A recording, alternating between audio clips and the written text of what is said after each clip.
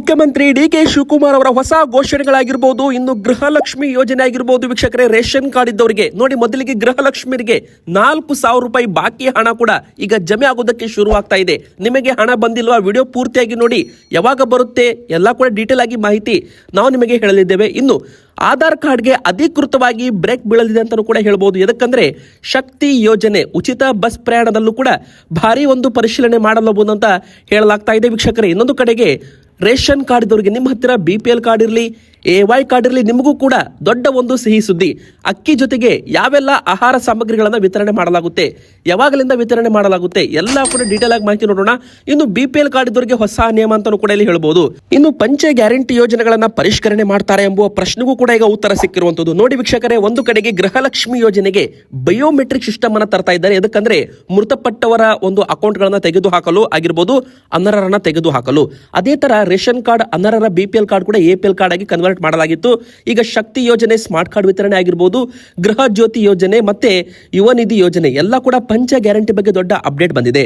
ಇನ್ನು gas cylinder ಬೆಲೆ ಮತ್ತೆ ಏರಿಕೆ ಮಾಡಲಾಗಿದೆ. ಹೌದು, ಪ್ರತಿಯೊಬ್ಬರಿಗೂ ಗ್ಯಾಸ್ ಸಿಲಿಂಡರ್ ಇದ್ದವರಿಗೆ ಹೊಸ ನಿಯಮ ಅಂತಾನೂ ಕೂಡ ಇಲ್ಲಿ ಹೇಳ್ಬೋದು. ವೀಕ್ಷಕರೇ, ಒಂದು ಕಡೆಗೆ ಇಂಥವರು ಈ ತಪ್ಪು ಮಾಡಿದರೆ ನಿಮಗೆ ಗ್ಯಾಸ್ ಸಿಲಿಂಡರ್ ಕೂಡ ಸಿಗೋದಿಲ್ಲ. ಇನ್ನೊಂದು ಕಡೆಗೆ ಗ್ಯಾಸ್ ಸಿಲಿಂಡರ್ ಮೇಲೆ ಹೊಸ ನಿಯಮಗಳಾಗಿರ್ಬೋದು. ಇನ್ನು ಗ್ಯಾಸ್ ಸಿಲಿಂಡರ್ ಬೆಲೆ ಎಷ್ಟು ಏರಿಕೆ ಆಗಿದೆ ಅದನ್ನು ಕೂಡ ವಿಡಿಯೋದಲ್ಲಿ ನೋಡ್ತಾ ಹೋಗೋಣ. ವೀಕ್ಷಕರೇ, ಇನ್ನು ಕೊನೆಯದಾಗಿ SIR ಪ್ರಕ್ರಿಯೆ ಶುರುವಾಗ್ತಾ ಇದೆ.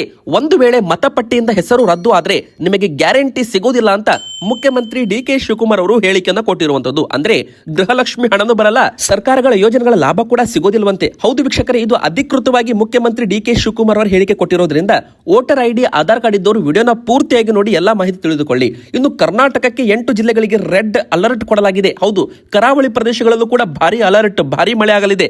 ಮುಂಗಾರು ಮಳೆ ಈಗ ಅಬ್ಬರ ಆರ್ಭಟ ಶುರುವಾಗ್ತಾ ಇದೆ.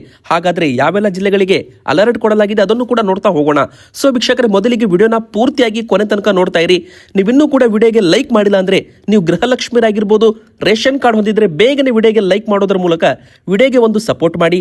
ಹಾಗೂ ಪ್ರತಿಯೊಬ್ಬರು ಕೂಡ ಕಮೆಂಟ್ ಬಾಕ್ಸ್ ಅಲ್ಲಿ ನಿಮಗೆ 30ನೇ ಕಂತು ಹಣ ಜಮೆ ಆಯ್ತಾ, ಎದಕ್ಕಂದ್ರೆ ಈಗ 31ನೇ ಕಂತು ಹಣ ಜಮೆ ಆಗೋದಕ್ಕೆ ಶುರುವಾಗಲಿದೆ ಎಂಬ ದೊಡ್ಡ ಒಂದು ಸಿಹಿ ಸುದ್ದಿ ಕೂಡ ಸದ್ಯಕ್ಕೆ ಬರ್ತಾ ಇರುವಂತದ್ದು.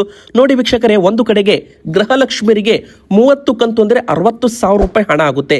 ಇನ್ನೊಂದು ಕಡೆಗೆ 31ನೇ ಕಂತು ಹಣ ಕೂಡ ಬಿಡುಗಡೆ ಆಗಿದೆ ಅಂತ ಮೊದಲೇ ಒಂದು ಹೇಳಿಕೆ ಲಕ್ಷ್ಮೀ ಹೆಬ್ಬಾಳ್ಕರ್ ಮೇಡಮ್ ಅವರು ಕೊಟ್ಟಿರುವಂತದ್ದು. ವೀಕ್ಷಕರೇ, ಹಾಗಾದ್ರೆ 31ನೇ ಕಂತು ಹಣ ಯಾವಾಗ ಜಮೆ ಆಗುತ್ತೆ ಎಂಬುವ ನಿಮ್ಮ ಪ್ರಶ್ನೆಗೆ ಉತ್ತರ ಏನಪ್ಪಾ ಅಂದ್ರೆ, ನೋಡಿ, ಇದೇ ಒಂದು 13 ಅಥವಾ 14ನೇ ತಾರೀಕಿನ ಒಳಗೆ ಜಮೆ ಆಗುವ ಸಾಧ್ಯತೆಗಳು ಇರುವಂತದ್ದು. ಎದಕ್ಕಂದ್ರೆ ಮಾರ್ಚ್ ಮತ್ತು ಏಪ್ರಿಲ್ ತಿಂಗಳದ್ದು ಹಣವನ್ನ ಬಿಡುಗಡೆ ಮಾಡ್ತಾ ಇದ್ದೀನಿ ಅಂತ ಘೋಷಣೆ ಕೂಡ ಲಕ್ಷ್ಮೀ ಹೆಬ್ಬಾಳ್ಕರ್ ಮೇಡಮ್ ಅವರು ಮಾಡಿದ್ರು. ಅದೇ ತರ ಈ ಒಂದು 25ನೇ ತಾರೀಕು ಅಂದ್ರೆ 8 ರಿಂದ 10 ದಿನಗಳ ಒಳಗೆ ಹಣವನ್ನ ಬಿಡುಗಡೆ ಮಾಡಲಿದ್ದೇವೆ ಮತ್ತೆ ಜಮೆ ಮಾಡಲಿದ್ದೇವೆ ಅಂತ ಹೆಬ್ಬಾಳ್ಕರ್ ಮೇಡಮ್ ಅವರು ಒಂದು ಹೇಳಿಕೆಯನ್ನ ಕೊಟ್ಟಿರುವಂತದ್ದು. ವೀಕ್ಷಕರೇ, ಸೊ ಅದ್ರ ಪ್ರಕಾರ ತಾಲೂಕ್ ಪಂಚಾಯತ್ ಮತ್ತು ಜಿಲ್ಲಾ ಪಂಚಾಯತ್ ಮೂಲಕ ಹಣ ಬರಬೇಕಂದ್ರೆ ಬರೋಬ್ಬರಿ 12 ದಿನ 13 ದಿನ ಬೇಕಾಗುತ್ತೆ.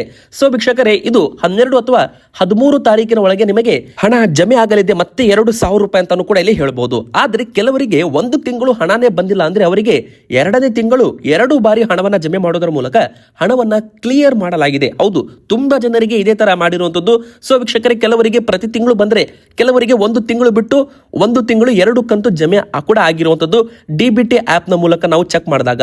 ಸೊ ವೀಕ್ಷಕರೇ, ನಿಮಗೆ ಹಣ ಬಂದಿಲ್ಲ ಅಂತ ನೀವು ಯಾರು ಕೂಡ ಚಿಂತೆ ಮಾಡಬಾರ್ದು. ತುಂಬಾ ಜನರಿಗೆ ಮೇ ತಿಂಗಳಲ್ಲಿ ಹಣ ಬಂದಿರಲ್ಲ, ಅವರಿಗೆ ಜೂನ್ ತಿಂಗಳಲ್ಲಿ 2-3 ದಿನ 4 ದಿನ ಗ್ಯಾಪ್ ಅಲ್ಲಿ 2 ಬಾರಿ ಕೂಡ ಹಣ ಜಮೆ ಆಗುತ್ತೆ. ಇನ್ನು ಗೃಹಲಕ್ಷ್ಮಿಯರಿಗೆ ಮತ್ತೊಂದು ಹೊಸ ನಿಯಮ ಏನಪ್ಪಾ ಅಂದ್ರೆ, ಇನ್ ಮುಂದೆ ಹಣ ಕರೆಕ್ಟ್ ಆಗಿ ಬರಬೇಕು ಅಂದ್ರೆ ಇನ್ನು ಮುಂದಿನ ತಿಂಗಳಿನಿಂದ ನಿಮಗೆ ಹೊಸ ನಿಯಮಗಳು ಜಾರಿಗೆ ಬರಬಹುದು. ಅದರಲ್ಲಿ 1 ಟೈಮ್ ಬಯೋಮೆಟ್ರಿಕ್ ಅಂತಾನು ಕೂಡ ಹೇಳ್ತಾ ಇದ್ದಾರೆ. ಅಂದ್ರೆ ಯೋಜನೆಯಲ್ಲಿ ಪಾರದರ್ಶಕತೆ ತರಲು ಮತ್ತು ಸರ್ಕಾರದ ಬೊಕ್ಕಸಕ್ಕೆ ಆಗುತ್ತಿರುವ ನಷ್ಟವನ್ನು ತಡೆಯಲು 1 ಟೈಮ್ ಬಯೋಮೆಟ್ರಿಕ್ ಸಲ್ಲಿಕೆ ಕಡ್ಡಾಯ ಮಾಡಲಾಗ್ತಾ ಇದೆ. ಅಂದ್ರೆ 1 ಟೈಮ್ ಬಯೋಮೆಟ್ರಿಕ್ ಅಂದ್ರೆ ಈ ಒಂದು ಗೃಹಲಕ್ಷ್ಮಿ ಯೋಜನೆಗೆ ನೀವು ನಿಮ್ಮ ಹೆಸರನ್ನ ಮರು ನೋಂದಣಿ ಮಾಡಿಸಿಕೊಳ್ಬೇಕು. ಇದಕ್ಕೋಸ್ಕರ ನೀವು ನಿಮ್ಮ ಒಂದು KYC ಗೃಹಲಕ್ಷ್ಮಿ ಯೋಜನೆಗೆ ಮಾಡಿಸಬೇಕಾಗುತ್ತೆ. ಅಂದ್ರೆ ಕೆಲವರು ಬೇರೆ ಬೇರೆ ಮೊಬೈಲ್ ನಂಬರ್ಗಳನ್ನ ಕೊಟ್ಟಿರೋದಾಗಿರ್ಬೋದು, ಅಥವಾ ಎರಡನೇದಾಗಿ ತುಂಬಾ ಜನ ಒಂದೇ ಮನೆಯಲ್ಲಿ 2-3 ಗೃಹಲಕ್ಷ್ಮಿ ಅಕೌಂಟ್ ಅನ್ನ ಓಪನ್ ಮಾಡಿಸಿ ಹಣವನ್ನ ಪಡ್ಕೋತಾ ಇರೋದು, ಅಥವಾ ಇನ್ನೊಂದು ಕಡೆಗೆ ನಕಲಿ ಫಲಾನುಭವಿಗಳನ್ನ ಗುರುತಿಸಿ ಅವರ ಹೆಸರುಗಳನ್ನ ಕಡಿತ ಮಾಡೋ ಕಾರ್ಯ ಕೂಡ ಈಗ ಶುರುವಾಗಿರುವಂತದ್ದು. ಅಂದ್ರೆ ನೋಡಿ, ನೀವು ನಿಮ್ಮ ಒಂದು ಆಧಾರ್ ಕಾರ್ಡ್ KYC ಗೃಹಲಕ್ಷ್ಮಿ ಯೋಜನೆಗೆ ಮತ್ತೊಮ್ಮೆ ಮಾಡಿಸಬೇಕಾಗುತ್ತೆ. ಯಾರು KYC ಮಾಡಿಸೋದಿಲ್ಲ ನೋಡಿ, ಅವರಿಗೆ ಹಣ ಬರೋದು ಕೂಡ ನಿಲ್ಲಬಹುದು ಅಂತ ಹೇಳಲಾಗ್ತಾ ಇದೆ.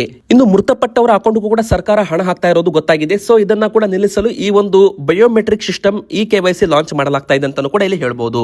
ಇನ್ನು ಎರಡನೇ ದೊಡ್ಡ ಬ್ರೇಕಿಂಗ್ ನ್ಯೂಸ್ ಏನಪ್ಪಾ ಅಂದ್ರೆ ನೋಡಿ, ಮತ್ತೆ ಶಕ್ತಿ ಯೋಜನೆ ಉಚಿತ ಬಸ್ ಪ್ರಯಾಣ, ಈಗ ಏನು ವಿದ್ಯಾರ್ಥಿಗಳಿಗೂ ಕೂಡ ಉಚಿತ ಬಸ್ ಪ್ರಯಾಣ ಶುರುವಾಗ್ತಾ ಇದೆ, ಅದೇ ತರ ಈ ಒಂದು ಮಹಿಳೆಯರಿಗೆ ಏನಿದೆ ಈಗ ಉಚಿತ ಬಸ್ ಪ್ರಯಾಣ ಶಕ್ತಿ ಯೋಜನೆ, ಇದರಲ್ಲೂ ಕೂಡ ಪರಿಷ್ಕರಣೆ ಮಾಡಬಹುದು. ಅಂದ್ರೆ ಈಗ ಆಧಾರ್ ಕಾರ್ಡ್ ತೋರಿಸಿ ಯಾರು ಬೇಕಾದ್ರೂ ಕೂಡ ಮಹಿಳೆಯರು ಕರ್ನಾಟಕ ರಾಜ್ಯದಂತ ಫ್ರೀ ಆಗಿ ಬಸ್ ನಲ್ಲಿ ಪ್ರಯಾಣ ಮಾಡಬಹುದು. ಆದ್ರೆ ಕೆಲವರು ನಕಲಿ ಆಧಾರ್ ಕಾರ್ಡ್ಗಳಾಗಿರ್ಬೋದು, ಎಡಿಟೆಡ್ ಆಧಾರ್ ಕಾರ್ಡ್ಗಳನ್ನ ಬಳಸಿ ಬೇರೆ ರಾಜ್ಯದ ಮಹಿಳೆಯರು ಕೂಡ ಕರ್ನಾಟಕದಲ್ಲಿ ಉಚಿತವಾಗಿ ಸಂಚಾರ ಮಾಡ್ತಾ ಇರುವಂತದ್ದು. ಸೊ ವೀಕ್ಷಕರೇ, ಈ ಒಂದು ಶಕ್ತಿ ಯೋಜನೆ ಕೂಡ ದೊಡ್ಡ ಮಟ್ಟದಲ್ಲಿ ದುರ್ಬಳಕೆ ಆಗ್ತಾ ಇರುವಂತದ್ದು. ಇನ್ನೊಂದು ಕಡೆಗೆ ಗೃಹಲಕ್ಷ್ಮಿ ಯೋಜನೆ ಕೂಡ ದುರ್ಬಳಕೆ ಆಗಿದೆ, ಗೃಹ ಜ್ಯೋತಿ ಯೋಜನೆ ಕೂಡ ದುರ್ಬಳಕೆ ಮಾಡಿಕೊಳ್ಳಲಾಗಿದೆ. ಇದರಿಂದಾಗಿ ಸರ್ಕಾರಕ್ಕೆ ತುಂಬಾ ಹೆಚ್ಚುವರಿ 100 ಕೋಟಿ ರೂಪಾಯಿ ಹಣ ಹೆಚ್ಚುವರಿಯಾಗಿ ಒಂದು ಹೊರೆ ಆಗ್ತಾ ಇರುವಂತದ್ದು. ಸೊ ಇದನ್ನೆಲ್ಲ ನಿಲ್ಲಿಸಬೇಕಂದ್ರೆ ಈ ಒಂದು ಗ್ಯಾರಂಟಿ ಯೋಜನೆಗಳೇನಿದೆ ನೋಡಿ, ಇದರಲ್ಲಿ ಕೆಲವೊಂದು ನಿಯಮಗಳನ್ನ ತರಲು ಸರ್ಕಾರ ಈಗ ಮುಂದಾಗ್ತಾ ಇದೆ. ಮೊದಲಿಗೆ ಬಂದು ಶಕ್ತಿ ಸ್ಮಾರ್ಟ್ ಕಾರ್ಡ್. ಹೌದು ವೀಕ್ಷಕರೇ, ಮುಂದಿನ ತಿಂಗಳು ಅಥವಾ ಜುಲೈ ತಿಂಗಳ ಒಳಗೆ ಶಕ್ತಿ ಸ್ಮಾರ್ಟ್ ಕಾರ್ಡ್ ವಿತರಣೆ ಶುರುವಾಗಬಹುದು ಅಂತಾನೂ ಕೂಡ ಹೇಳಲಾಗ್ತಾ ಇದೆ. ಎದಕ್ಕಪ್ಪ ಅಂದ್ರೆ ಶಕ್ತಿ ಸ್ಮಾರ್ಟ್ ಕಾರ್ಡ್ ಕೊಟ್ಟರೆ ಮಾತ್ರ ಇದಕ್ಕೆಲ್ಲ ಕೂಡ ಅಂತಿಮ ಉತ್ತರ ಅಂತಾನೂ ಕೂಡ ಇಲ್ಲಿ ಹೇಳ್ಬೋದು. ಆಧಾರ್ ಕಾರ್ಡ್ಗೆ ಬ್ರೇಕ್ ಬೀಳುತ್ತೆ, ಶಕ್ತಿ ಸ್ಮಾರ್ಟ್ ಕಾರ್ಡ್ ಉಚಿತವಾಗಿ ಸರ್ಕಾರದಿಂದಲೇ ವಿತರಣೆ ಮಾಡಲಾಗುತ್ತೆ ಅಂತ ಈಗಾಗಲೇ ಒಂದು ಸಚಿವರು ಹೇಳಿಕೆಯನ್ನ ಕೊಟ್ಟಿರುವಂತದ್ದು. ಈ ಶಕ್ತಿ ಸ್ಮಾರ್ಟ್ ಕಾರ್ಡ್ ಕೂಡ ಫ್ರೀ ಆಗಿ ಕೊಡ್ತೀವಿ ಅಂತ ಸರ್ಕಾರದಿಂದ ಮೊದಲೇ ಒಂದು ಹೇಳಿಕೆ ಕೂಡ ಬಂದಿದೆ ವೀಕ್ಷಕರೇ. ಇದು ಜುಲೈ ತಿಂಗಳ ಒಳಗೆ ಶುರುವಾಗುತ್ತೆ. ಆಧಾರ್ ಕಾರ್ಡ್ಗೆ ಅಧಿಕೃತವಾಗಿ ಬ್ರೇಕ್ ಬೀಳಬಹುದು ಅಂತಾನೂ ಕೂಡ ಇಲ್ಲಿ ಹೇಳ್ಬೋದು ಮುಂದಿನ ಬರೋ ದಿನಗಳಲ್ಲಿ ಬಸ್ ನಲ್ಲಿ. ಇನ್ನು ವೀಕ್ಷಕರೇ, ಅನ್ನಭಾಗ್ಯ ಫಲಾನುಭವಿಗಳಿಗೆ, BPL ಕಾರ್ಡ್ ಇದ್ದವರಿಗೆ, AY ಕಾರ್ಡ್ ಇದ್ದವರಿಗೂ ಕೂಡ ದೊಡ್ಡ ಮಟ್ಟದ ಒಂದು ಸಿಹಿ ಸುದ್ದಿ ಸದ್ಯಕ್ಕೆ ಬರ್ತಾ ಇರುವಂತದ್ದು. ಹೌದು ವೀಕ್ಷಕರೇ, ಇನ್ನು ಕೆಲವೇ ದಿನಗಳಲ್ಲಿ ಇಂದಿರಾ ಕಿಟ್ ವಿತರಣೆ ಅಧಿಕೃತವಾಗಿ ಪ್ರಾರಂಭವಾಗಲಿದೆ ಎಂಬುವ ದೊಡ್ಡ ಒಂದು ಸಿಹಿ ಸುದ್ದಿ ಸದ್ಯಕ್ಕೆ ಬರ್ತಾ ಇದೆ. ಹೌದು ವೀಕ್ಷಕರೇ, ಎದಕ್ಕಂದ್ರೆ ಈಗಾಗಲೇ ಎಲ್ಲ ರೀತಿ ಒಂದು ಪ್ಯಾಕೆಟ್ ಗಳನ್ನ ಬ್ಯಾಗಿಂಗ್ ಮಾಡಿದ್ದಾರೆ. ಇನ್ನೊಂದು ಕಡೆಗೆ ಎಲ್ಲಾ ಒಂದು ಪ್ಯಾಕೆಟ್ಸ್ ಗಳನ್ನು ಕೂಡ ರೆಡಿ ಮಾಡಲಾಗಿದೆ ಅಂತೆ.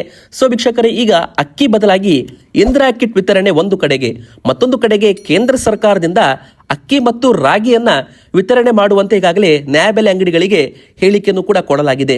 ನೋಡಿ, ಇಲ್ಲಿ ಒಟ್ಟು ನಿಮಗೆ ಕೇಂದ್ರ ಮತ್ತು ರಾಜ್ಯ ಸರ್ಕಾರದಿಂದ ಯಾವೆಲ್ಲ ಆಹಾರ ಧಾನ್ಯಗಳು ಹೇಗೆಲ್ಲ ವಿತರಣೆ ಮಾಡ್ತಾರೆ ಅಂತ ಇವತ್ತು ನಾವು ನಿಮಗೆ ದೊಡ್ಡ ಒಂದು ಸಿಹಿ ಸುದ್ದಿ ಕೊಡಲಿದ್ದೇವೆ. ಮೊದಲಿಗೆ ಹೇಳ್ಬೇಕಂದ್ರೆ ಕರ್ನಾಟಕ ಸರ್ಕಾರದಿಂದ ಇಂದಿರಾ ಕಿಟ್ಟು, ಅಂದ್ರೆ ಕರ್ನಾಟಕ ಸರ್ಕಾರದ ಆಹಾರ ಕಿಟ್ನಲ್ಲಿ ಅಕ್ಕಿ ಇರೋದಿಲ್ಲ. ಅಕ್ಕಿ ಬದಲಾಗಿ ಸೂರ್ಯಕಾಂತಿ ಅಡುಗೆ ಎಣ್ಣೆ, ಉಪ್ಪು, ಸಕ್ಕರೆ ಹಾಗೂ ತೊಗರಿಬೇಳೆ, ಈ 4 ಆಹಾರ ಸಾಮಗ್ರಿಗಳು ಇರಲಿದ್ದಾವೆ. ಆದರೆ ಇನ್ನೊಂದು ಕಡೆಗೆ ಹೆಸರು ಕಾಳು ಕೂಡ ಕೊಡ್ತೀವಿ ಅಂತ ಮೊದಲೇ ಹೇಳಿದ್ರು. ಆದ್ರೆ ನಂತರ ಹೆಸರು ಕಾಳಿನ ಬದಲಾಗಿ ತೊಗರಿ ಬೇಳೆಯನ್ನು ಹೆಚ್ಚುವರಿಯಾಗಿ ಕೊಡ್ತೀವಿ ಅಂತಾನೂ ಕೂಡ ಒಂದು ಸಿಹಿ ಸುದ್ದಿಯನ್ನ ಕೊಡಲಾಗಿತ್ತು ವೀಕ್ಷಕರೇ.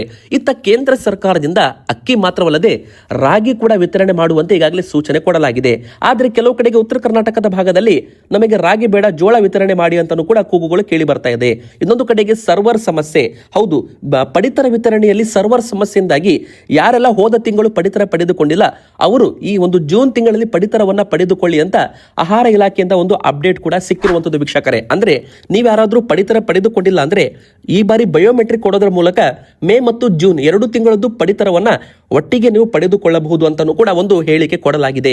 ಇನ್ನು ಕೆಲವೇ ದಿನಗಳಲ್ಲಿ ಇಂದಿರಾ ಕಿಟ್ ವಿತರಣೆ ಕೂಡ ಪ್ರಾರಂಭವಾಗಲಿದೆ ಎಂಬುವ ದೊಡ್ಡ ಒಂದು ಸಿಹಿ ಸುದ್ದಿ. ನೋಡಿ, ಜೂನ್ ತಿಂಗಳಿಂದ ವಿತರಣೆ ಮಾಡ್ತೀವಿ ಅಂತ ಆಹಾರ ಸಚಿವರು KH ಮುನಿಯಪ್ಪ ಸರ್ ಅವರು ಒಂದು ಹೇಳಿಕೆ ಕೊಟ್ಟಿದ್ರು. ಆದ್ರೆ ಕಾರಣಾಂತರಗಳಿಂದ ಆಗಿರಬಹುದು, ರಾಜಕೀಯದಲ್ಲಿ ದೊಡ್ಡ ಬದಲಾವಣೆಗಳಿಂದ ಆಗಿರಬಹುದು, ಈ ಒಂದು ಯೋಜನೆ ಮತ್ತಷ್ಟು ವಿಳಂಬವಾಗಬಹುದು. ಆದ್ರೆ ಇನ್ನು 15-20 ದಿನದ ಒಳಗಡೆ ಇದ್ರ ಬಗ್ಗೆ ಅಧಿಕೃತ ಅಪ್ಡೇಟ್ ಸರ್ಕಾರದಿಂದ, ಆಹಾರ ಇಲಾಖೆಯಿಂದ ಬರಬಹುದು. ಇನ್ನು ವೀಕ್ಷಕರೇ, ಮತ್ತೆ ಗ್ಯಾಸ್ ಸಿಲಿಂಡರ್ ಬೆಲೆ ಭಾರಿ ಒಂದು ಏರಿಕೆ ಮಾಡಲಾಗಿದೆ. ಹೌದು, ಮನೆಗೆ ಗ್ಯಾಸ್ ಸಿಲಿಂಡರ್ ಬಳಕೆ ಮಾಡ್ತಾ ಇದ್ದವರಿಗೆ ಇಂಥ ತಪ್ಪು ಮಾಡಿದ್ರೆ ಗ್ಯಾಸ್ ಸಿಲಿಂಡರ್ ವಿತರಣೆ ಕೂಡ ಬಂದ್ ಆಗಬಹುದು. ಗ್ಯಾಸ್ ಸಿಲಿಂಡರ್ ಮೇಲೆ ಹೊಸ ನಿಯಮ, ಈ 3 ಅಪ್ಡೇಟ್ ಗಳನ್ನ ನೋಡ್ತಾ ಹೋಗೋಣ. ಮೊದಲಿಗೆ ಹೇಳ್ಬೇಕಂದ್ರೆ ಗೃಹ ಬಳಕೆ ಸಿಲಿಂಡರ್ ಬೆಲೆ ಮತ್ತೆ 29 ರೂಪಾಯಿ ಹೆಚ್ಚಳ ಮಾಡಲಾಗಿದ್ದು 915 ರೂಪಾಯಿ ಇದ್ದ LPG ದರ ಇನ್ನು ಮುಂದೆ 944 ರೂಪಾಯಿಗೆ ಏರಿಕೆ ಆಗಿದೆ. ಹೌದು, ಅಮೆರಿಕ ಇರಾನ್ ನಡುವಿನ ಯುದ್ಧ ಪರಿಣಾಮ ನಮ್ಮ ಭಾರತದ ಗೃಹ ಬಳಕೆ ಅಡುಗೆ ಅನಿಲ ಸಿಲಿಂಡರ್ ಬೆಲೆ ಮತ್ತೆ ಒಂದು ಸಿಲಿಂಡರ್ ಮೇಲೆ 29 ರೂಪಾಯಿ ಹೆಚ್ಚಳ ಮಾಡಲಾಗಿದೆ. ಇದು 3 ತಿಂಗಳಲ್ಲಿ 2ನೇ ಬಾರಿ ಹೆಚ್ಚಳವಾಗಿದೆ. ಆದರೆ ಕಮರ್ಷಿಯಲ್ ಗ್ಯಾಸ್ ಸಿಲಿಂಡರ್ಗೆ ಕಂಪೇರ್ ಮಾಡಿದರೆ ಕಮರ್ಷಿಯಲ್ ಗ್ಯಾಸ್ ಸಿಲಿಂಡರ್ ಹೋದ ತಿಂಗಳು 963 ರೂಪಾಯಿಷ್ಟು ಏರಿಕೆ ಮಾಡಲಾಗಿತ್ತು. ಆದರೆ ಈ ಬಾರಿ ಗೃಹ ಬಳಕೆ ಗ್ಯಾಸ್ ಸಿಲಿಂಡರ್ ಬೆಲೆ 29 ರೂಪಾಯಿ. ಇನ್ನು ಹೊಸ ನಿಯಮದ ಪ್ರಕಾರ ಈ ಒಂದು ಜೂನ್ 30ರ ನಂತರ ಜುಲೈ 1ರಿಂದ PNG connection, pipe line gas connection ಇದ್ದವರಿಗೆ ಫಿಸಿಕಲ್ ಗ್ಯಾಸ್ ಸಿಲಿಂಡರ್ ವಿತರಣೆ ಇಲ್ಲ ಅಂತ ಕೇಂದ್ರ ಸರ್ಕಾರ ಒಂದು ಹೇಳಿಕೆ ಕೊಟ್ಟಿರುವಂತದ್ದು. ಅಂದ್ರೆ pipe line gas connection, LPG gas connection ಎರಡೂ ಕೂಡ ಇದ್ರೆ ಅದರಲ್ಲಿ ನಿಮಗೆ PNG ಕನೆಕ್ಷನ್ ಮಾತ್ರ ಸಿಗುತ್ತೆ. ಅಂದ್ರೆ LPG ಗ್ಯಾಸ್ ಸಿಲಿಂಡರ್ ವಿತರಣೆ ಬಂದ್ ಆಗುತ್ತೆ ಅಂತ ಹೇಳ್ಬಹುದು. ಇನ್ನು ಎರಡನೇದಾಗಿ KYC OTP ಆಧಾರಿತ ವಿತರಣೆ ಕಡ್ಡಾಯ. ಹೌದು, ಕೇಂದ್ರ ಸರ್ಕಾರ ಈಗ ಅಧಿಕೃತವಾಗಿ ಆದೇಶ ಹೊರಡಿಸಿದೆ. ಪ್ರತಿಯೊಬ್ಬರು ಕೂಡ ಇದೇ ಒಂದು 30ನೇ ತಾರೀಕಿನ ಒಳಗೆ KYC ಅನ್ನ ಮಾಡಿಸಬೇಕಾಗುತ್ತೆ ಆಗುತ್ತೆ. ಗ್ಯಾಸ್ ಸಿಲಿಂಡರ್ಗೆ ನಿಮ್ಮ ಆಧಾರ್ ಕಾರ್ಡ್ ಮತ್ತು ಮೊಬೈಲ್ ನಂಬರ್ಗಳನ್ನ ಲಿಂಕ್ ಮಾಡಿಸೋದ್ರ ಮೂಲಕ ಆ ಒಂದು OTP ಆಧಾರಿತ ವಿತರಣೆ ಜಾರಿ ಬರೋದ್ರಿಂದ ಯಾರೆಲ್ಲ ಮೊಬೈಲ್ ನಂಬರ್ ಮತ್ತು ಆಧಾರ್ ವೆರಿಫಿಕೇಶನ್ ಮಾಡಿಸಲ್ಲ ಅವರಿಗೆ ಗ್ಯಾಸ್ ಸಿಲಿಂಡರ್ ವಿತರಣೆ ಕೂಡ ಮುಂದಿನ ತಿಂಗಳಿಂದ ಇರೋದಿಲ್ಲ ಅಂತಾನೂ ಕೂಡ ಹೇಳಿಕೆ ಕೊಡಲಾಗಿದೆ. ಹೀಗಾಗಿ ಪ್ರತಿಯೊಬ್ಬರು ಕೂಡ ಯಾರೆಲ್ಲ ಇನ್ನೂ ಕೂಡ ಈ KYC ಮಾಡಿಸಿಲ್ಲ ಬೇಗನೆ ಮಾಡಿಸಿಕೊಳ್ಳಿ. ಇನ್ನು ವೀಕ್ಷಕರೇ, ವೋಟರ್ ID ಮತ್ತು ಆಧಾರ್ ಕಾರ್ಡ್ ಇದ್ದವರಿಗೂ ಕೂಡ ದೊಡ್ಡ ಇಂಪಾರ್ಟೆಂಟ್ ಅಪ್ಡೇಟ್. ಎದಕ್ಕಂದ್ರೆ ಇದೇ ಒಂದು 20ನೇ ತಾರೀಕಿನಿಂದ BLO ಅಧಿಕಾರಿಗಳು ಮನೆ ಮನೆ ಭೇಟಿ ಶುರು ಮಾಡ್ತಾ ಇದ್ದಾರೆ. ಹೌದು ವೀಕ್ಷಕರೇ, ಮತದಾರರ ಪಟ್ಟಿ ಪರಿಷ್ಕರಣೆ ಅಂದ್ರೆ SIR ಈಗ ಕರ್ನಾಟಕದಲ್ಲೂ ಕೂಡ ಜಾರಿಗೆ ಬರ್ತಾ ಇದೆ. ಇದ್ರ ಬಗ್ಗೆ ಜನರು ಜಾಗರೂಕರಾಗಿರ್ಬೇಕು ಅಂತ ಮುಖ್ಯಮಂತ್ರಿ DK ಶಿವಕುಮಾರ್ ಅವರು ಹೇಳಿಕೆ ಕೊಟ್ಟಿರುವಂತದ್ದು.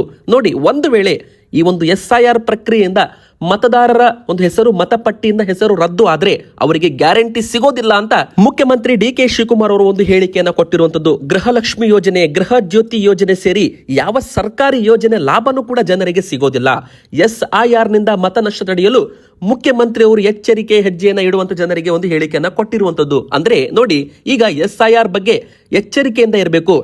SIR ವೇಳೆ ಮತ ಹಕ್ಕು ಕಳೆದುಕೊಂಡವರಿಗೆ ಗ್ಯಾರಂಟಿ ಸ್ಕೀಮ್ಗಳು ಅಂದ್ರೆ ಗೃಹಲಕ್ಷ್ಮಿ ಯೋಜನೆ ಆಗಿರ್ಬೋದು, ಸರ್ಕಾರದ ಯೋಜನೆಗಳು ಲಾಭ ಸಿಗೋದಿಲ್ಲ ಅಂತ ಮುಖ್ಯಮಂತ್ರಿ DK ಶಿವಕುಮಾರ್ ಅವರು ಹೇಳಿಕೆ ಕೊಟ್ಟಿದ್ದಾರೆ. ಇನ್ನು ನೀವು ನಮ್ಮ ಮತ ಇದೆ ಎಂದು ಭಾವಿಸಿ ಸುಮ್ಮನಾದ್ರೆ ಮತ ಹೋಗುತ್ತದೆ. ಹಾಗಾಗಿ ಮತ್ತೊಮ್ಮೆ ಅರ್ಜಿ ಸಲ್ಲಿಸಬೇಕು.